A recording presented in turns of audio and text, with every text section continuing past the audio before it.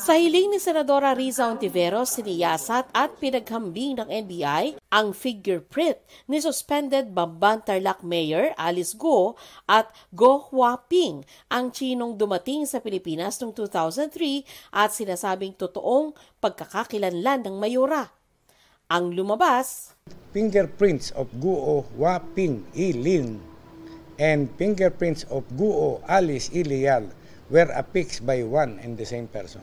Yung Guo Huaping Ilin na kumuha ng 2006 na clearance and kumuha uli naman si Alice Guo Ilial ng clearance in 2021, iisang tao lang yun. Kumbinsido ang NBI sa resulta ng kanilang pagsisiyasat. Fingerprint, dactyloscopy is an infallible science of identification. No two person, even twins, will have the same fingerprints. Ipinadala na raw ng NBI sa Senado ang kanilang findings.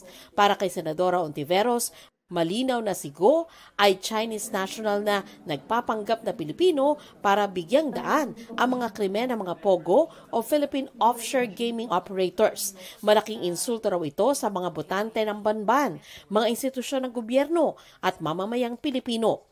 Panawagan ni Ontiveros sa Solicitor General, madaliin ang pagsasampa kay Go ng co-warranto case, hakbang para mapatalsik siya sa pwesto. Sa isang text message, sinabi ni Solicitor General Menardo Guevara na ang findings ng NBI ay breakthrough na magpapadali raw sa kanilang mga legal na hakbang.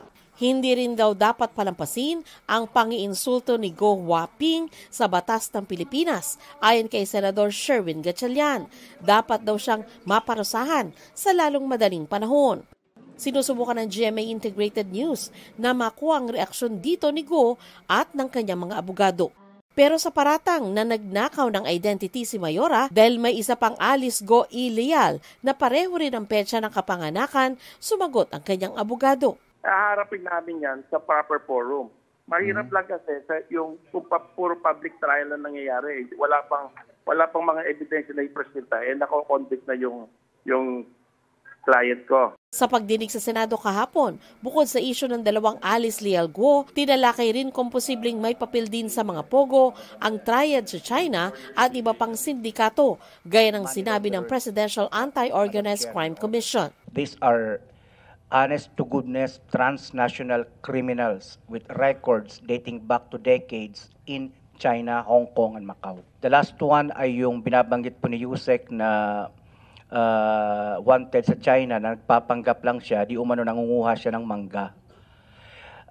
But upon checking with the Chinese government, he is a fugitive for very violent crimes, serious crimes. He's a member of a local triad in China. Tinalakay din sa Senado ang posible umanong koneksyon ng mga ni-raid na POGO sa isa't isa.